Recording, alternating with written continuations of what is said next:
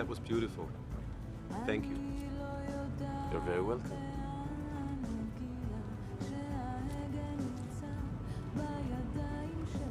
Here, listen. That's an Israeli female singer for you.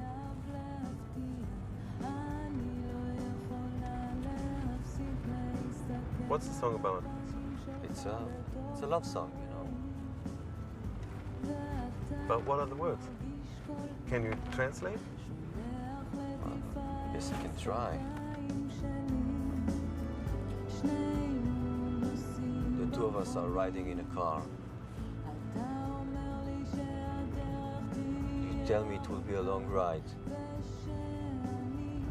that I can fall asleep.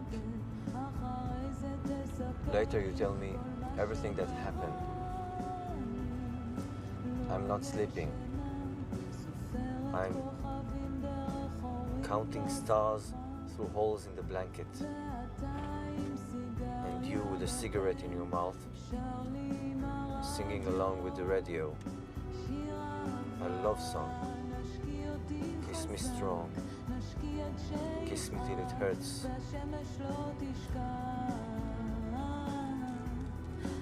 That's it, more or less. It goes on like that.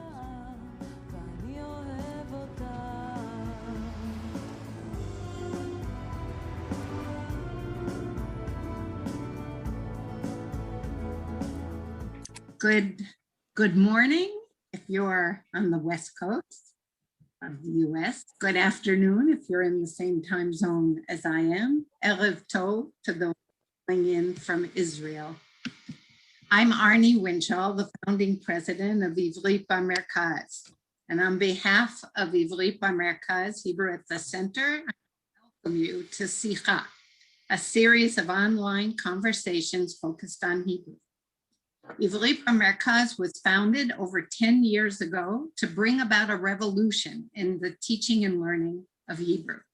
We believe that through a deep investment in our educators and educational system to ensure effective and engaging Hebrew teaching and learning, we see a Jewish world in which modern Hebrew is not only the language of the state of Israel, Medinat Yisrael, but also the language of the people of Israel, Am Yisrael. Our goal in launching Sicha last spring has been to engage a wider audience in appreciating the value of investing in Hebrew and to recruit more of you to be part of this revolution. To date, we have had 7 of these sessions with over 600 participants and over an additional 500 who have watched the video recordings. While this is the last Sicha in the winter series, stay tuned for more engaging conversations in the spring. The topic of today's Sicha, which will be in English, is the art of translation of modern Hebrew for literature, film, and television. We are honored to have Stuart Schoffman and Dr. Wendy Zierler with us today. Stuart Schoffman, a graduate of the Yeshiva of Flatbush, Harvard, and Yale, worked as a journalist in New York for Fortune and Time magazines, and later as a Hollywood screenwriter. He taught film at the University of Southern California and Tel Aviv University, and American history at the University of Texas. Stuart moved to Israel in 1988, where he was a columnist for the Jerusalem Post from its inception in 1990 until 2007. And also Jerusalem Reporter, I'm sorry, I said Jerusalem Post. And also wrote about Israeli and Jewish politics, history, and culture, Jewish publications in the US. For many years, he was a fellow of the Shalom Hartman Institute, where he served as editor of Havruta, a journal of Jewish conversation. Schoffman's translations from Hebrew include by David Grossman, Meir Shalev, Aaron Appelfeld, as well as 4 novels by A.B. Yehoshua, most recently, The Tunnel. He is a frequent contributor to the Jewish Review of Books, and he had a hand in the clip we showed you before we started. Wendy Zierler is the Sigmund Falk Professor of Modern Jewish Literature and Feminist Studies at HUC-JIR in New York, and received her MA and PhD from Princeton University. Also holds an MFA in fiction writing from Sarah Lawrence College, and will receive her ordination, Mazal Tov, from Yeshivat Maharat in June 2021 of this year. She is the author of Movies and Midrash, Popular Film and Jewish Religious Conversation, and Rachel Stoll and Rachel titles, The Emergence of Hebrew Women's Writing. She's a translator and co-editor with Carol Balin to Tread on Ground, Selected Hebrew Writings of Chava Shapiro. In 2017, she was appointed co-editor of Proof Texts, a journal of Jewish literary history, a leading scholarly journal in the field of Jewish literature. And she and I have often discussed how Hebrew is often left off when we want it to be part of the conversation. I now want to introduce Rabbi Andrew Ergis, who is CEO of Hebrew at the Center and who has been moderating this series. For more than 20 years, Rabbi Ergis has held leadership roles across the spectrum of Jewish education, from Jewish camp to day schools to JCs. And in addition, he has a Bachelor of Arts in Video. He has demonstrated his own personal passion for Hebrew, not only through his professional life and graduate work in Hebrew language and literature and identity, but also in his personal life as past chair of the board of the Council for Hebrew Language and Culture in North America. Andrew, bevakasha. Arnie, thank you so much. And of course, thank you to Wendy and to Stuart. Wendy, when you wrote your book on Midrash and movies, I couldn't have been more excited than to see two of my areas of passion being brought together in such a thoughtful way. And Stuart, I had the opportunity to enjoy your most recent article on Hillel Halkin in the Jewish Review of Books. I'm just extremely excited to be here with the two of you today for our Sicha.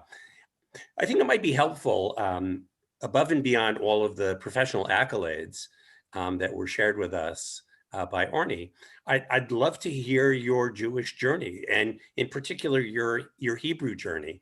What brought you into relationship with this language? Stuart, you want to start? Well, thank you. Thank you for inviting me. I was brought up bilingually. I've spoken Hebrew since the cradle. My father was a professor of Hebrew at Brooklyn College.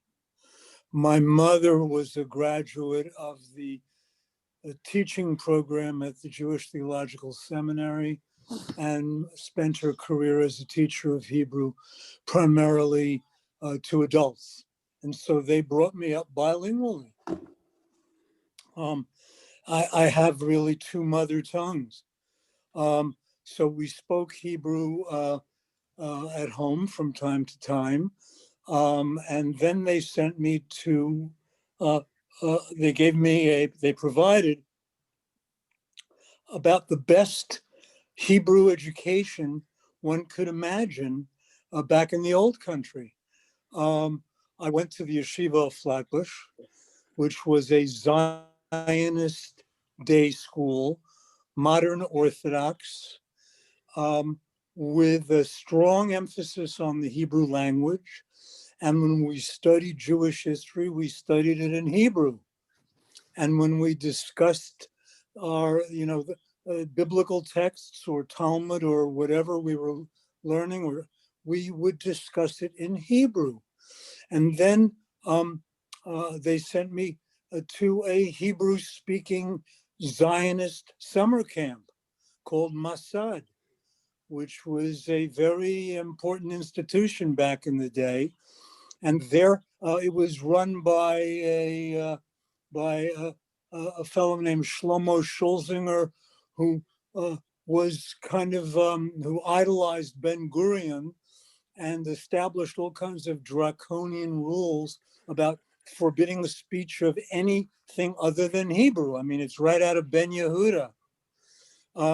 In fact, my first translation experiences were at Camp Masad, where I was, a teenager with a guitar, which is a, kind of designed to assure one's popularity. And I wanted to sing Bob Dylan songs and Peter, Paul, and Mary, but I couldn't do it unless I translated the lyrics into Hebrew. So I translated, and Mr. Tambourine Man became Baal Hamitzil Taim, and Puff the Magic Dragon became Puff Drakon Hakesem. But I have to hasten to add, I don't translate into Hebrew anymore. And rarely do I write in Hebrew, because I have to write in the language that I write best in, and that's English. In other words, I am bilingual, but unlike my kids, I would say, I call my kids, my Israeli-born kids, ambilingual, and I am merely bilingual. Anyway, I came here, and my first gig in Israel was to teach film at Tel Aviv University. I had been a screenwriter in Hollywood, and I taught film at USC, and I taught film at Tel Aviv University, where one of my students was Eitan Fox, who made Walk on Water. Excuse me. Now, the thing is, my students, I mean, film there as everywhere in the university setting is about, and you know this, Andrew, having done this, is that it's a place where a lot of the hippest kids hang out and major in it and so on. So imagine the surprise of my students when I was teaching them in Hebrew, and I lectured in Hebrew on screenwriting and screenplay analysis. I never took an ulpan when I got to Israel. I just jumped right in there and spoke. But my Hebrew was kind of Achad Ha'am kind of Hebrew. In other words, I didn't know Israeli slang. I had never been to the army. And in all these years, I don't feel particularly comfortable and would not feel comfortable in translating a novel by a 28-year-old novelist that was chock-a-block with modern contemporary Israeli slang. It's just not my territory. So I translate the older folks, and I translate them into a Hebrew that we have in common. One other thing that I would add, we can get back to it later, was excuse me, that when I went to work at Tel Aviv University, the sort of the cherry on the cake of all of this Hebrew education was that I was asked by someone who found out that this Hollywood, excuse me, that this Hollywood alumnus was here in Israel, and would I write a screenplay based on the life of Eliezer ben Yehuda? And the answer was, would I ever? And I researched this, and I interviewed, among others, his surviving daughter. This is 30 years ago. He had 11 children by two wives who were sisters. The first one died. And there have many great stories about Eliezer ben Yehuda, which were told to me by his daughter, but I'll save them for later. That, in a nutshell, is I was steeped in it. So when it came time some years back to move into a new field around the time that I was retiring from journalism, translating into Hebrew was a natural fit. I didn't start doing it really till I was almost 60. Stuart, thank you. Thank you so much, Wendy. What about, your Hebrew journey? And then if you can start taking us into our topic, translation, that would be wonderful. Okay, great. So my background is in many respects similar to Stuart's, but crucially different in other ways. So I come originally from a small town in Western Ontario, a town called Sarnia, Ontario, on the border of Ontario and Michigan, a petroleum town. My parents did an unthinkable thing at a certain point. They were sort of odd ducks in their community, which was oriented largely toward getting ahead in business, to give up a successful business and move to Toronto, to the bigger city, in order to, so that my father could stop working on Shabbat. He was in retail, and in order to be able to send the kids to Jewish day school. I was the youngest, so I was the one who stood to gain the most from this transition. My parents themselves did not have that kind of deep Hebrew education that Stuart speaks of. My father grew up in this small town with all of the quirks and idiosyncrasies of small town Jewish life. The rabbi that they could hang on to for 6 months, who turned out to have all kinds of skeletons in the closet. My mother grew up in the Bronx and had gone to Herzliya for after school. But the dagesh, the emphasis in her rearing, was more on her brother getting a deep Jewish education, a kind of sexism of education back then. And so she had some Hebrew, but was basically encouraged to get married. She ended up marrying my father and moving to this small town. Her brother had been the rabbi there, which is how she got there. And at a certain point, my father, who had always had a spiritual yearning that was countercultural for where he lived, and my mother, who grew up with more observance, they decided to buck the trend and leave their business and move to Toronto. And when we arrived, I've written about this experience of kind of moving into a neighborhood and being plunked into a class at Associated Hebrew Day Schools, which is a school I have great fondness for, being shoved into the one class that had space left, and sitting, for several months in an environment where all we were doing was doing phonetic sounding out of letters, ba, da, until such time that I was getting so bored that my teacher reported to the principal that I needed to be moved into a different class. So this is back in the day when there was unabashed tracking in Hebrew and Judaic studies learning.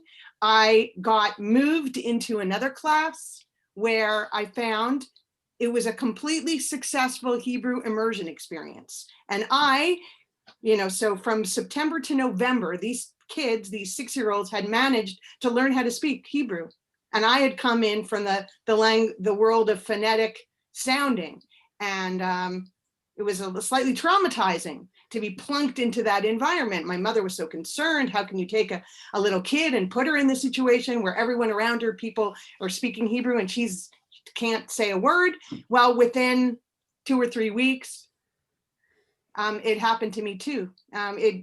So my experience, somewhat similar to Stuart's, is the success of immersion in a Jewish day school milieu where there is real strong commitment to Hebrew education, and not just commitment, but impediments to translation, which is to say, Israelis who had come as shlichim from Israeli schools who didn't know a word of English when they came over. So there was no opportunity for translation. Translation never happened in my education. You just lived in Hebrew for the morning and you lived in English in the afternoon. So much so that my friends and I would joke about how we would learn Jewish history in Hebrew, would learn Tanakh in Hebrew, learn Gemara in Hebrew. And in Jewish history class, we were introduced to a character known as Alexander Mukdon. And I had no idea until much later in my life that Alexander Mukdon was Alexander of Macedon, in other words, Alexander the Great. Because it was never translated. We were never asked to translate. We just lived the language.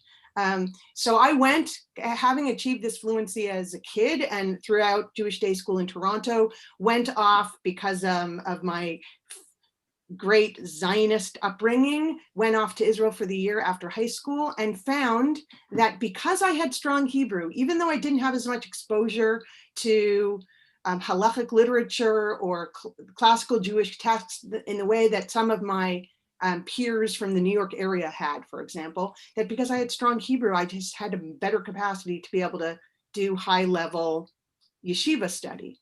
And so my experience has always been a conviction that if one wants to have a lifelong commitment to Jewish learning, that actually the route in from modern Hebrew is a very effective route. So while I studied in Israel yeshiva, I was always looking for a way to bring together my interest in writing and in literature with Jewish studies. And I had the great privilege while as an undergraduate to take a 2-week Hebrew literature course with Yehuda Amichai, where Amichai did a kind of tour de force where he went through his canon of Hebrew poetry that he felt one should know to have that background to take you into the modern period. And from there, the student of English literature and of English writing was persuaded to become the student of comparative literature. And so I went off to do a PhD in comparative literature with American and British literature and Hebrew and Yiddish literature. And so that is the intellectual journey. Now, in terms of my experience of translation, for me, translation has always been, it's almost been the first principles in my scholarly work. If one is functioning, unlike my lower school education where there just never was any translation, one lived organically with it. If one is looking to communicate with people in North America and the diaspora about Hebrew literature, then translation is that way through, that way of establishing a common ground. But my preference, I will have to say, is always for that bilingual engagement. Whenever I teach, I'm interested not in erasing the original. I'm interested in having the translation and the original communicate with one another, and always in urging people to cross over the line, shall we say, the dividing line of the page, if the texts are right next to one another, but to be prodded and inspired to actually la'avor latzad shel ha'ivrit, to cross over to the Hebrew side of the page. I'm curious that you, given that you both come out of a educational background with a strong focus not only on text, but even the teaching of ancient Hebrew text in contemporary modern Hebrew, or whatever was passing as contemporary modern Hebrew in your particular time when you were in school. Bialik is known for having said something about that.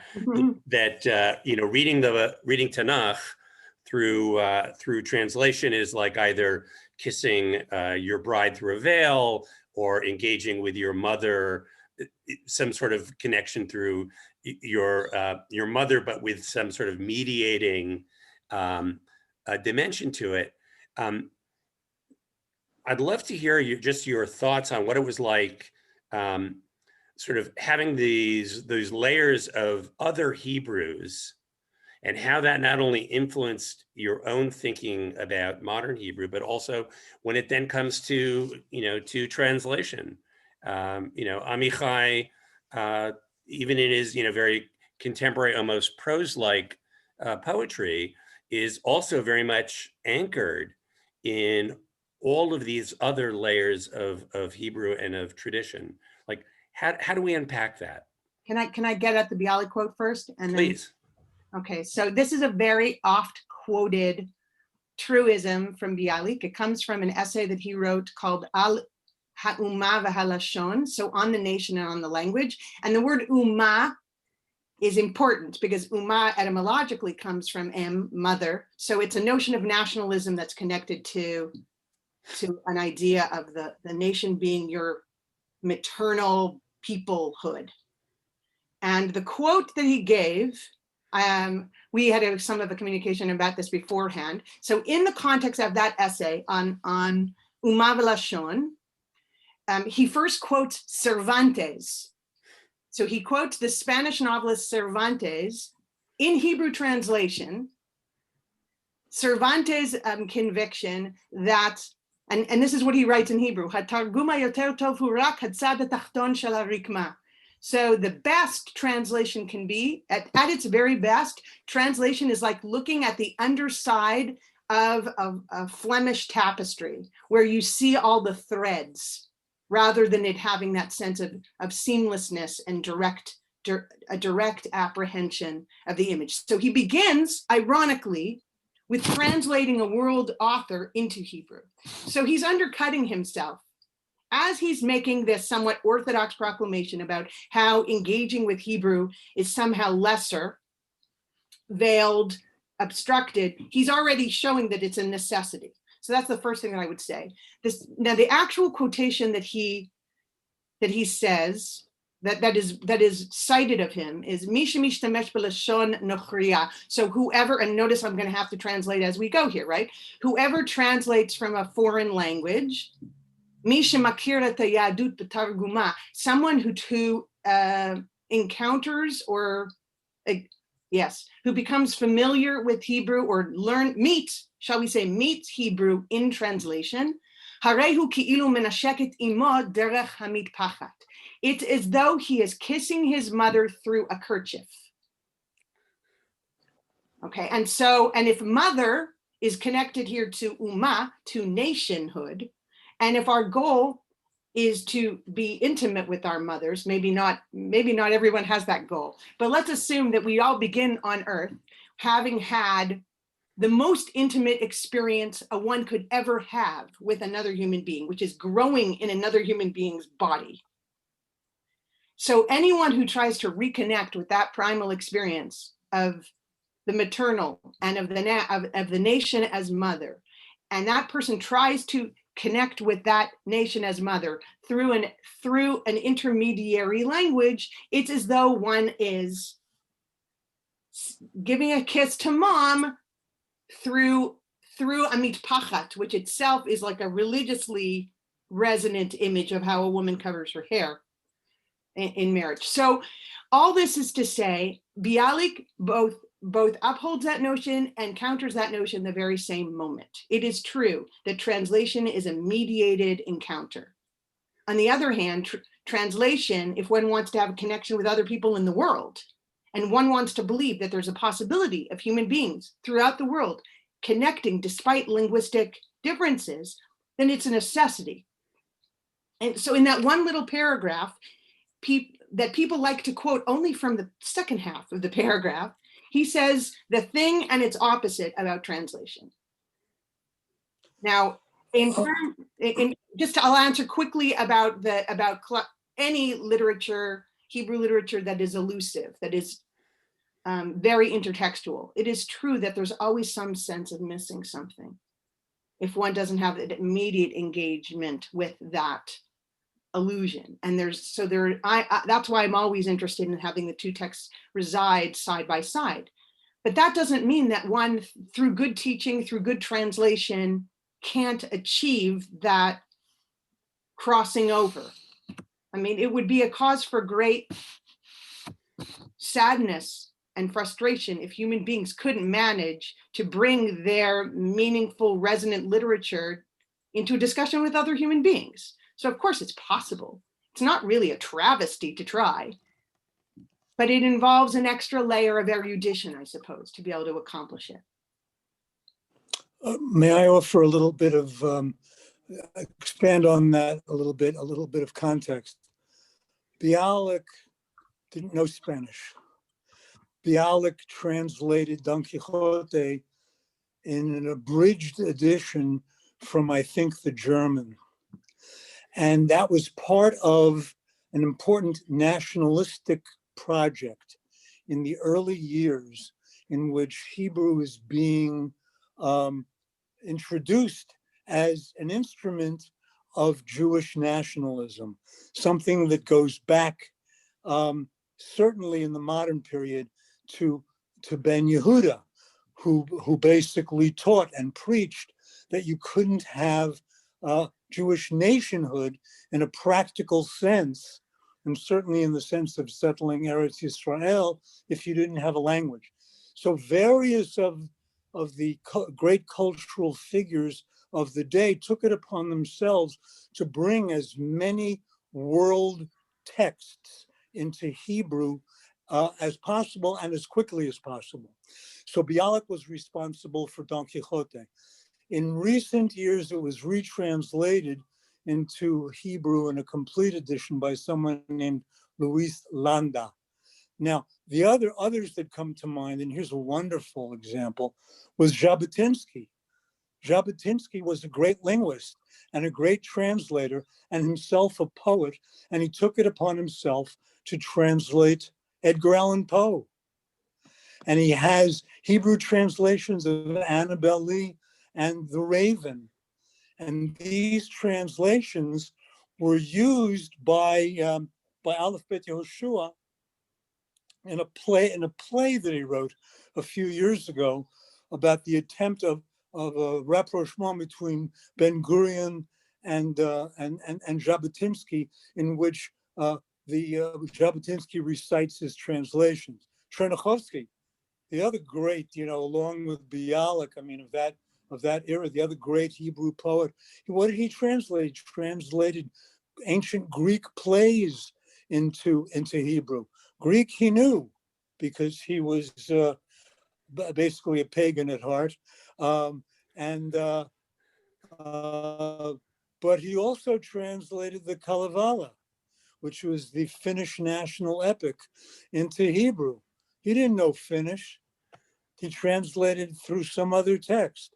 And it was terribly important. One that it did endure was the great poet Leah Goldberg translated War and Peace into Hebrew. Okay. And I believe that translation still is still in print because she was a native speaker of Russian. And all of these people had acquired Hebrew. In other words, this was at a time when nobody was speaking Hebrew as a first language. In some cases, it was, who knows how many languages they had before they had Hebrew. But in any case, that's, I think, relevant to the issue at hand.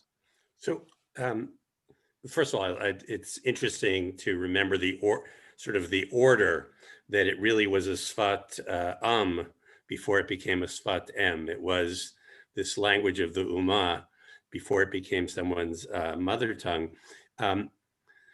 When my own interactions with a pretty well-known translator was when I began studying Hebrew literature with Tet Carmi, who not only is a poet in his own right, but also a translator of Shakespeare, pretty well-known and accepted translator. And he taught us really to differentiate between sort of literal translation and literary translation. And I'm curious, as we think about, translation, it is the goal to be as true as possible to the original. And in what ways is that possible? Wendy, you said you were from a small town in Western Ontario, and that's a phrase that for many of us, we can say, oh, I know how to translate small town in Western Ontario to, a small town in Kansas or or outside of Dimona. But those are not literal translations. Those are literary translations. I'd love to hear sort of your own, in the translation work you've done, how you've wrestled with that tension. Okay. So go ahead. Now, in some respects, these are, there might be a little bit of a false dichotomy. It might follow along better. It might make more sense to say good translations and bad translations. While there really is no such thing as a literal translation that's readable.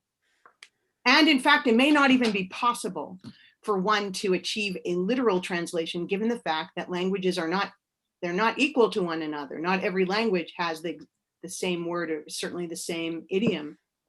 And certainly if one wants a translation to be readable and beautiful and stand alone and idiomatic, then the notion of a literal translation is something of a false construct or false hope. One might aim for greater accuracy or greater comprehensiveness in trying to achieve, let's say, multiple resonances.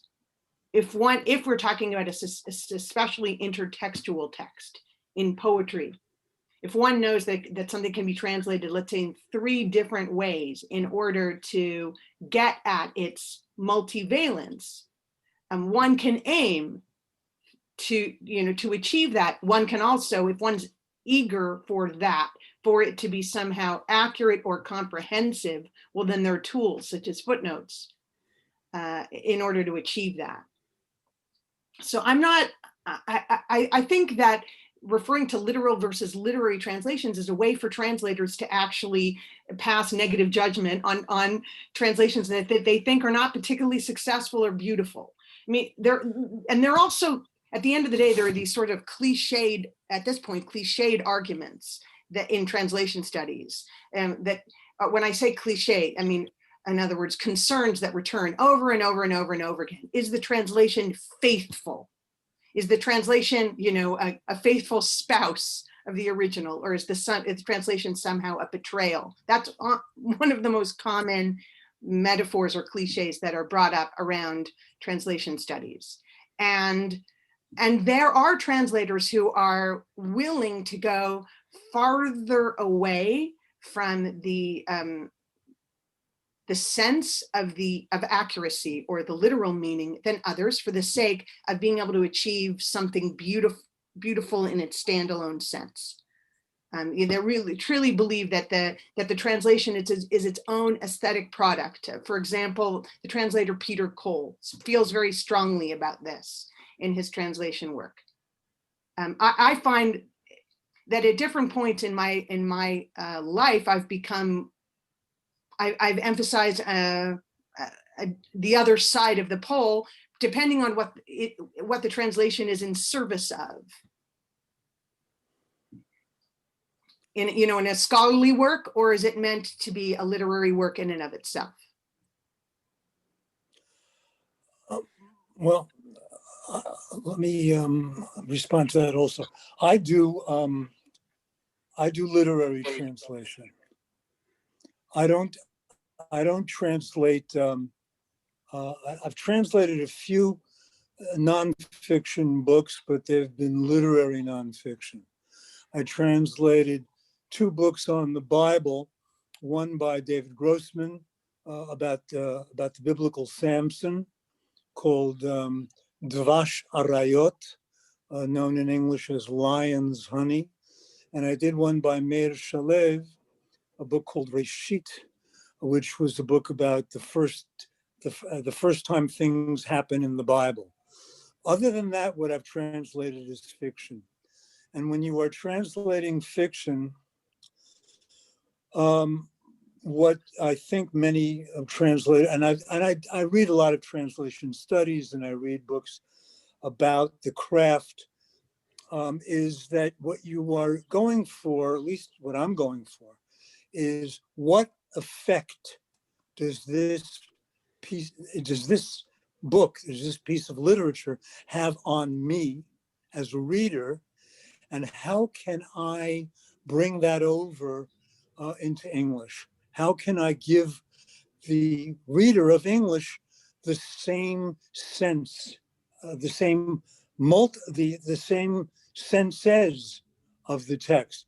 What do you see? What do you hear? What's the music? What's the rhythm? And I try to be as faithful as I can to that. Bully, everyone calls Aleph Bet Yoshua Bully. As a matter of fact, the Bet in Aleph Bet Yoshua stands for Bully. His real middle name is Gavriel. But Bully is someone who is his writing, he is deeply influenced by three authors in particular, and they are Kafka, Agnon, of course, and Faulkner. And what he got from Faulkner is a lot of formal experimentation, and he is very fond of long sentences. Now, one of the things that is of concern, and of concern with the editors that I've worked with, is it okay to keep those sentences really long? And the answer is, I think it is. It's integral to the experience that I had reading it.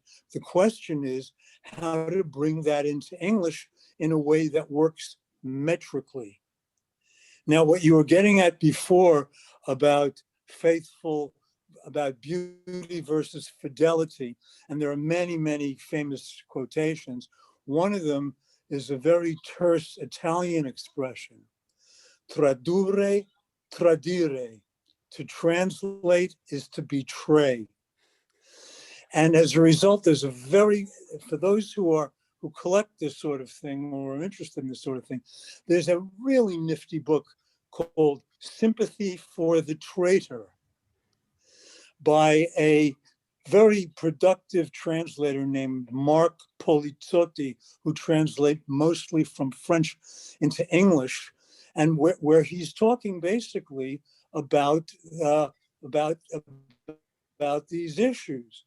Another book that I found that was very controversial, very useful, was a book called This Little Art by a woman named Kate Briggs.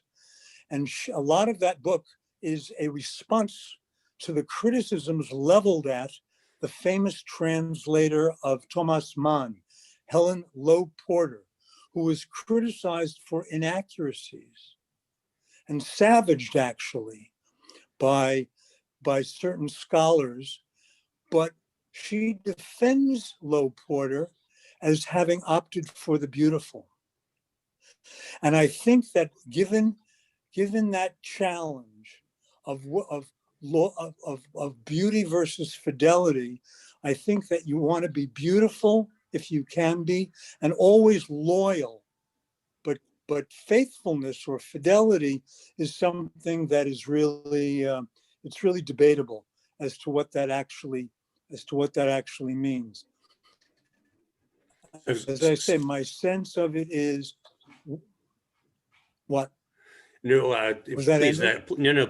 Please complete your thought there. No, my thought is simply that what's terribly important, at least to me, is how did I react when I read this? And how am I able to communicate that? That to me is the great challenge. So first of all, in a moment, we'd love to open up the Sicha, open up the conversation to our viewers. You can just place a question in the chat, and when it's your turn, I'll spotlight you, and then you can ask your question to Wendy and to Stuart. But one last question. This is about translation not only of literature but also about film and television. And I'm curious from your perspective when it comes to translating. One, there's been such a rich outpouring of excellent Israeli cinema, lots of television, both in the original and that which has been translated into English for a broader audience.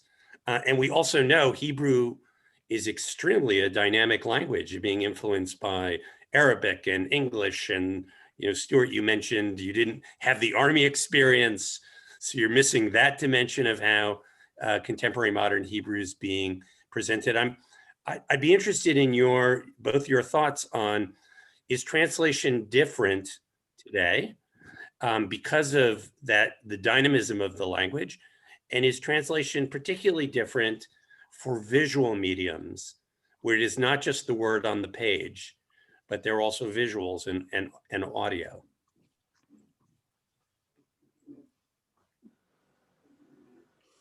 I have to say that Well, this, okay. Wendy, you want to take that? I don't have a tremendous amount to contribute to this because I have not translated for the screen in Hebrew, although I did help translate some of the Yiddish in the film A Serious Man. But so that is not my métier. I think that Stuart and I are somewhat the same in that we kind of live in older times, and I have been. Most of the translation that I've done is of writers who are from the late 19th, early 20th century, and some contemporary poets. I've not been involved in screenwriting, but the idea that translation involves multilingualism, that's very old business for Hebrew literature.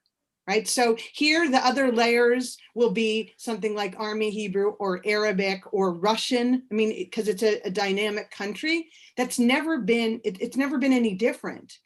In that sense, Hebrew's always been a very global, multilingual affair. Right. So mentioning the early translation efforts of Goldberg, Avram Shlonsky, the poet, all of them were Europeans in that magnificent European way of having had many different languages. And we're always involved.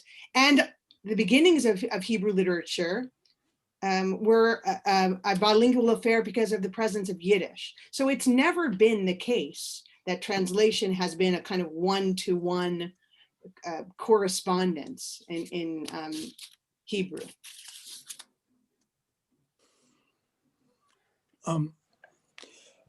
Well, first of all, I wrote a screenplay for Israel Television when I first came to this country.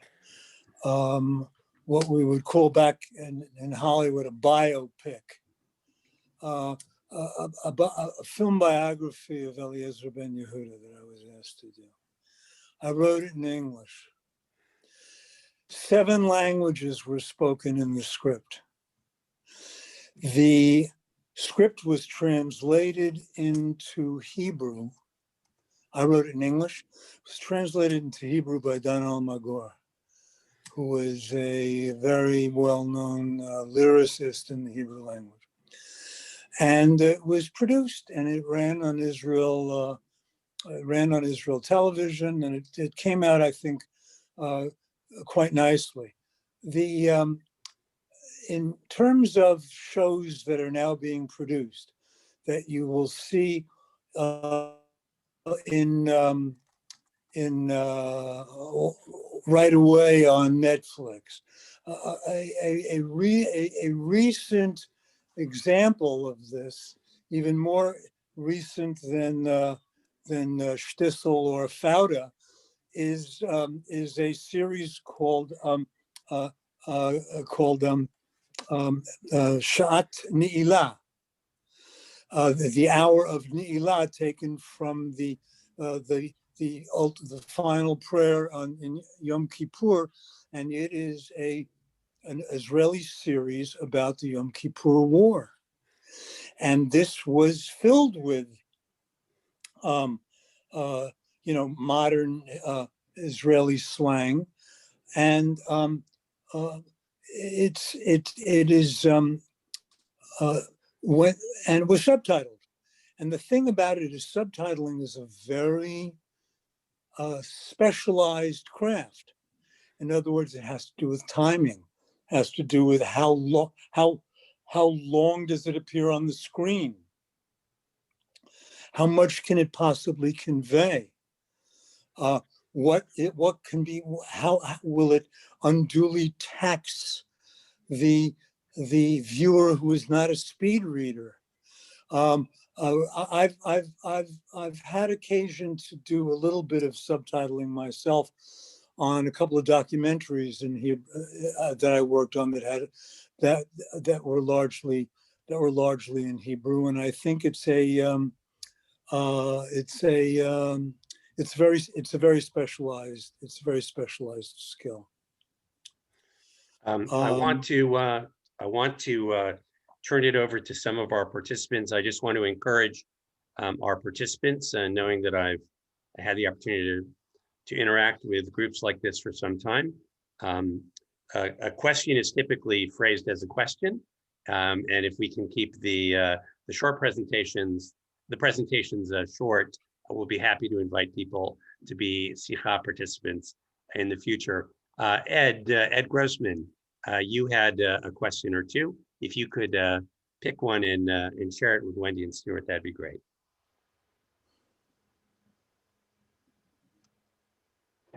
Ed, you're on mute. Yeah, I had several different questions. Just as a footnote here, just as an immediate challenge, some of us might have heard Amanda Gorman's inaugural address, and I'm curious as to how you would approach that to translate that into Hebrew, given cadence, style, words, images, associations, all the interesting things that we deal with. It's already been done. But did you do it? No. My friend Shalom Goldman, who is a professor of religion at Middlebury College in Vermont, prepared a Hebrew translation. And he just sent it out to his friends asking for comments. And I'm glad you reminded me, because I have to now respond to it. He's very skillful with languages. Someday soon, I hope that Shalom's translation will be accessible and you'll be able to see exactly what he did with it. What's interesting, of course, about the idea of translating these formative American poetic moments into Hebrew is to investigate the ways in which English has the resonance of Hebrew because of the American experience of being steeped, the Puritan interest in adopting biblical sayings to describe America. So I've had the experience of teaching my students Martin Luther King's "I Have a Dream" speech in Hebrew. Because after all, that speech is a translation, an English translation of verses straight out of Isaiah. So it's a more inherent act than one might even think.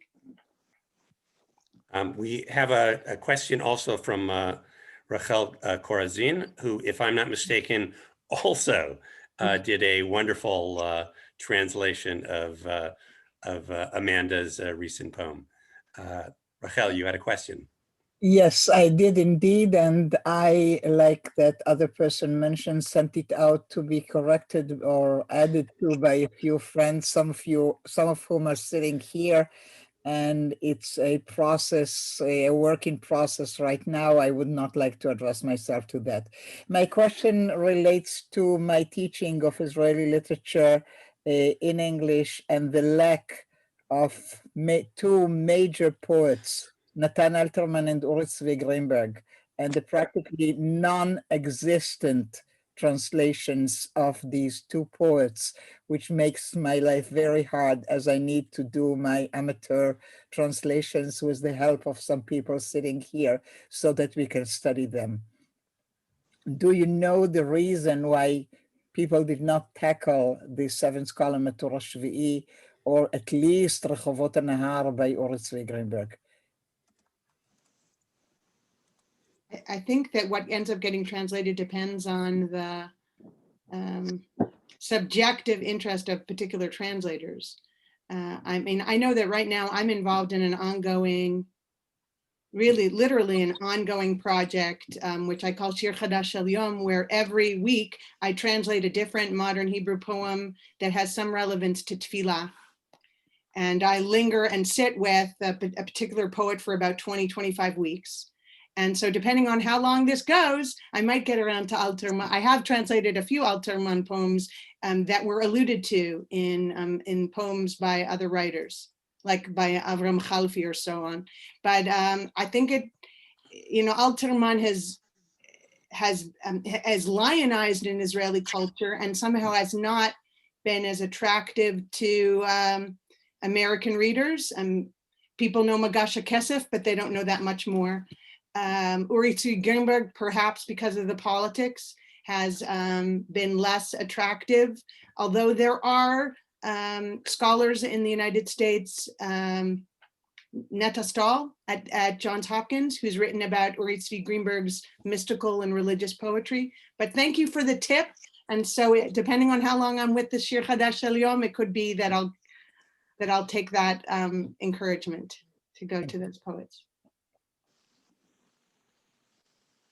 The only thing I would say about translating poetry is that I have found that when there are poems that appear in a literary text that aren't the primary part of the text, but they appear as original poems in a novel, for example, I will try my hand at them.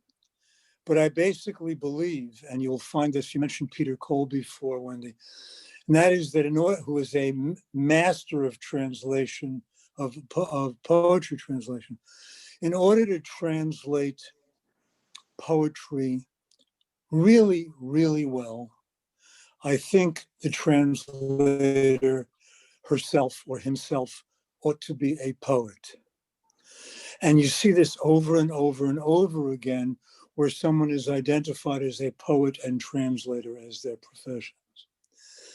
I don't consider myself a poet, and I would not take on the translation of a book of poetry. And basically, I have learned to live within my limits and do the best I can in the media that I am better at. One of the for full-time translators, of which I am not one, but literary. Here's one of the issues with translation. This is as good a time as any just to bring it up. That is, translation pays very, very, very poorly, famously very poorly, and people who are full-time translators have to take one after another in order to make ends meet. And they have to do them very quickly. And as a result, it leads to frustrations and often resentment when they take on a job and in the middle of it, they're thinking, who is this person? I write better than them. Why am I doing this? And I realized that that is an occupational hazard that really is very perilous for the translator, and I have avoided it by translating less frequently and translating authors that I know are going to get published, so I'm not frustrated by putting in time on a translation that's not going to get published. But also knowing full well that there are things that I'd be good at and things that I'd be less good at, and trying to avoid the latter. We have a question from Frida Robbins. Hi, I was wondering about translating the Bible or ancient texts, and how do you, as translators, handle it when the meaning of certain words, certain phrases changes completely from that time to today? Well, if the translation is specifically from a biblical text, I mean, are you saying a modern work that's citing the Bible? No, I'm talking about, for example, I saw Sepharia this week, and the translation was linchpin on one particular word that in Hebrew today has a totally different meaning. So for a reader, nowadays reader, maybe for me as an older person, maybe I would understand, but the youngsters need translation of the translation. So how do you handle it? How do you make sure that you are true to the text, true the spirit of what you are translating, but by using modern Hebrew for biblical Hebrew, how does that clash? How do you handle it? It would seem to me that if the text is, it's clear from the text that it's alluding to the biblical or earlier form, then one translates according to that, because it's not on the translator to make a translation conform to every potential usage of that word. But if it's a word that happens to appear in the Bible and also in a modern context, but it's appearing in the modern context in a detached way, so then one translates it in the way that it's used today. In the translation of writers who are being explicitly elusive to a prior classical text, well, then one would want to activate that meaning that the writer was trying to get at, which would be the earlier classical meaning. And then again, I also find footnotes very helpful. When I'm translating poetry and I am trying to do something that is poetically effective, but deviates from a strict literal meaning, so then I'll pop a footnote saying literally what this is, to account, lest someone come at me with a ta'ana, a complaint that somehow I'm misfiring. I'll just note on that score, like, culture is interesting in the way it polices translation, and the way in which accuracy in translation is an occasion for people to press their own power, their cultural power. So I'll give you a funny example, well, funny, but also disturbing. And Dvorah Baron, who is a writer that I've written about extensively and continue to write about, she did a translation in the 1930s of Madame Bovary by Flaubert. And on the pages of one of the Israeli newspapers, she was subjected to this drubbing by another writer about every little minute, what he considered to be deviation or laxity or inaccuracy on her part. And it's hard not to view that in retrospect as a kind of show of masculine power against this one woman standing on her own in that cultural sphere. So at the back of these questions, how does one handle whether something is accurate or whether one is getting at the mark? One, wonders how much goodwill there is on the part of readers to be able to take a broad view of what a translator might be eager to achieve, and how much they're willing to pounce on any little misstep. We have a thank you, Frida, one of my colleagues. We have a question from George Frankel. Hi, I'm currently reading his Jerusalem poems, and I was surprised to find that quite a few of the translations were attributed to Ted Hughes. Now, did Ted Hughes speak Hebrew? What was his connection to Amichai? I'm just intrigued by the whole question. Did Ezra Pound speak Chinese? I have no idea. No, I think that I don't know exactly how Ted Hughes went about it. The likelihood of Ted Hughes knowing Hebrew or knowing Hebrew well, I would tend to doubt. But there are many translators of poetry who work through other translations, or who collaborate with people who know the source language much better than they do. I bring up Ezra Pound not just in Mikra. I mean, he had translations from the Chinese without really knowing Chinese. And this happens all the time. Yeah, I view those instances of Ted Hughes translating Yehuda Amichai as more than anything an expression of veneration or admiration for Amichai. That this famed English poet would be wanting to get in on that enterprise. Thank you. We certainly have many other questions, but I'd love to share a question that Josh Weinberg put in the chat, and not only have you use this question, think about what he has to say, but I'd love your perspective on this topic in general for our community. He asks about the importance and viability of Hebrew language for diaspora, specifically North American Jews, who by and large access Judaism solely through translation. And this last year, we saw the completion of Robert Alter's translation of Tanakh, and a few months later, the completion of the translation into English of Steinsaltz's entire commentary on Talmud. And is translation good or bad for the Jews of North America when it comes to their engagement with Hebrew? Okay, so Well, give me both. Stuart, do you want to go first? well, look, I haven't lived in America now for over 30 years.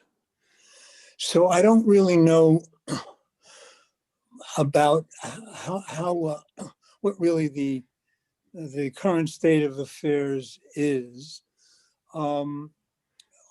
regarding this question. But it's clearly it's highly subjective. In other words, rare is the diaspora Jew, I think, who is so enchanted by something that she or he reads in translation that suddenly they have an epiphany that they've got to read it in the original. I mean, I have a similar, feeling about Italian. I struggle with Italian. But I'm kind of fighting a losing battle with Italian because I started acquiring it about 5 years ago, which is a little late in the game to acquire a new language. So I'm trying to imagine a situation where people are going to read, for example, one of my translations are going to be motivated by it to get their Hebrew to such a level that they can read Aleph Bet Yehoshua on the original. I mean, that's something that is, I think, quite a rare phenomenon. And to be honest with you, I'm not necessarily sanguine about the future of Hebrew in the United States as a widespread expression or tool of Jewish identity, particularly since there are so many good translations that are available. If I'm wrong about that, having been away for so long, let me know. But for me, Hebrew has been an extremely Israeli experience. I mean, here I am. I live a Hebrew life in many ways. My children, as I say, are products of a Hebrew culture, even as their mother tongue is English, because that's what we spoke to them at home. I think I'm going to take a different tack on this. Given the long history of Jews in the diaspora and the flourishing of Jewish learning in the diaspora for many, many more centuries than the existence of the state of Israel, which should live and continue to be strong and well. And in fact, the rejuvenation of the Hebrew language occurred in the diaspora. I believe that as a tool for Jewish learning, I am deeply sanguine about the possibility of Hebrew becoming stronger as an ongoing tool for Jewish learning and for religious identification. Because of the project, this tremendous success of the rejuvenation of Hebrew as a vernacular in Israel, that part of Hebrew as an entirely lived language, it has really been completely offloaded onto the state of Israel. And so while there was a time in the 20th century where people like the Mosadniks that Stuart was influenced by, or the Tarbut Ivrit movement in the 20th century. They believed in this idea that there would be a kind of Hebrew fluent culture in the diaspora. That has been disproven. In other words, Israel is the real McCoy in terms of a language where Hebrew is fully alive in that respect, and the diaspora, that aspiration seems to have fallen away. But Hebrew as a tool for Jewish learning, and the best way to have an unmediated experience of classical Jewish texts, that seems to be an unimpeachable ongoing goal. And when I see the publication of Alter's translation, which I think comes out of a different motivation. I mean, at the end of the day, he is a professor at a university, and his students are not necessarily reading the Bible for Judaism purposes. But if we think about what good translations enable in terms of being able to help people's learning, while in an environment where the Hebrew original is also emphasized, while also holding out that possibility of bettering one's skills. I mean, I feel that the fact that we have these translations shows our tremendous resources, shows the dedication of Jews to Jewish learning. I see in all of the movements from ultra-Orthodoxy to Reform Judaism an uptick in interest in Jewish learning. And in fact, certainly in Reform Judaism, a greater interest in actually upping the level of Hebrew in all aspects of religious life. And so from that point of view, these just feel to me like more excellent tools to help people who want an in-ramp, an on-ramp to Jewish study. I'll say one more thing. The whole question of whether or not translation is good or bad for the Jews, that's also an age-old question. It goes back to the translation of the Bible in the Septuagint. Was the translation of the Bible into Greek a cause for fasting and mourning, or was it a way of an opportunity for the treasures of Judaism to be celebrated with a broader world audience? And so there's always been an ambivalence about that, whether translation was going to give Jews a pride that their treasures could be spread in the world, or if it was just going to hasten their departure from the fold. And I don't think that any of that is inevitable. It depends on us as Jewish educators to make a compelling case for why Jewish study is energizing and made ever richer through that Hebrew component. Wendy, I'm in agreement with that. And I think that there is a clear distinction that needs to be underscored between Hebrew as a written language, which did not have to wait for Eliezer ben Yehuda. It was going on among the learned Jews for many centuries. It tended to be gendered. In other words, it would be like, women would have the Tzenarena, they would have a Yiddish version. But be that as it may, in terms of spoken Hebrew, in other words, I grew up with spoken Hebrew. And spoken Hebrew as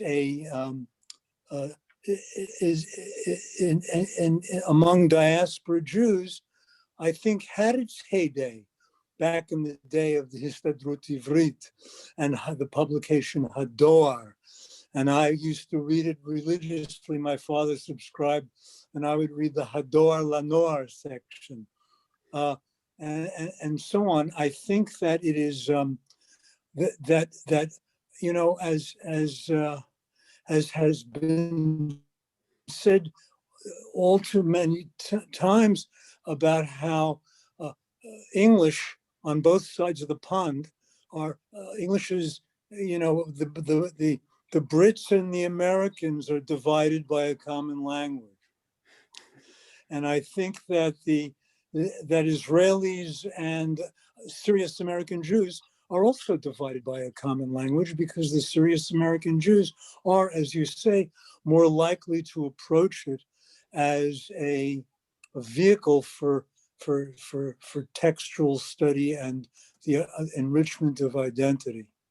But what we've seen with our students, pardon me if I'm interrupting you, but what I've seen with our rabbinical students who are chiefly motivated to begin with by the classical text side of things, as soon as they kind of get the Hebrew bug, they want the spoken language too. And anyone who knows anything about a language acquisition will be aware of the fact that without the spoken language, there is no acquisition. There's no way to actually commit these words to that same sort of deep memory.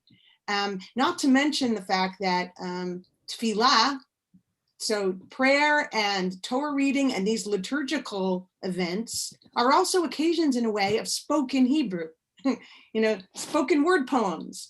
And for those events to have some meaning and not just be perfunctory recitations, there's some kind of aha moment that comes for our students when they realize that they're actually understanding the Torah portion better because of the modern Hebrew that they are speaking in class, or that they've immersed themselves in over their first year of study in Israel.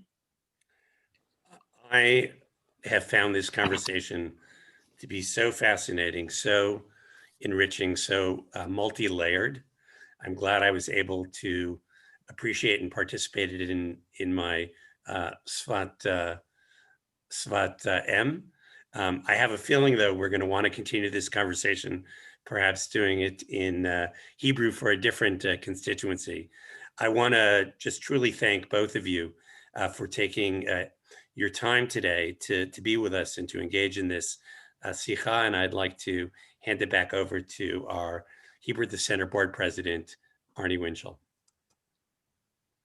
Toda, Andrew, Wendy, Stuart. I want to thank the Hebrew at the Center team behind the scenes and the Sicha advisory group that's helped identify topics for this series, who I want to invite to stay on after everyone else leaves, and to all of you who joined us this evening. To learn more about Hebrew at the Center, you can go to our website, hebrewatthecenter.org.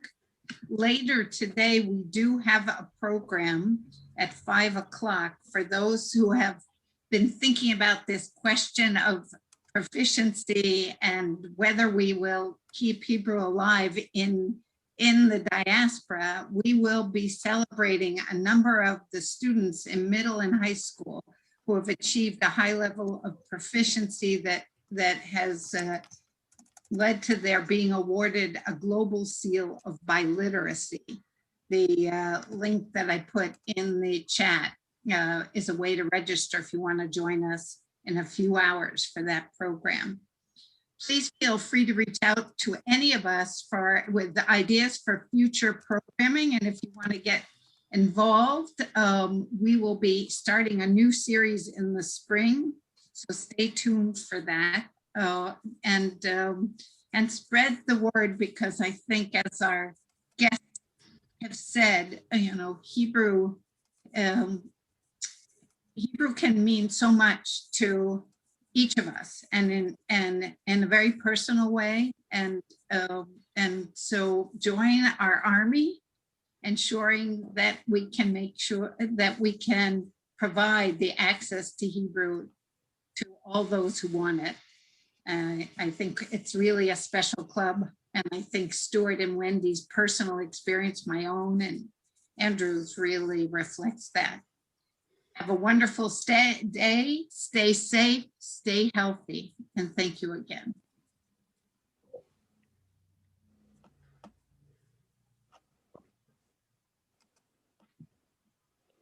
תודה רבה.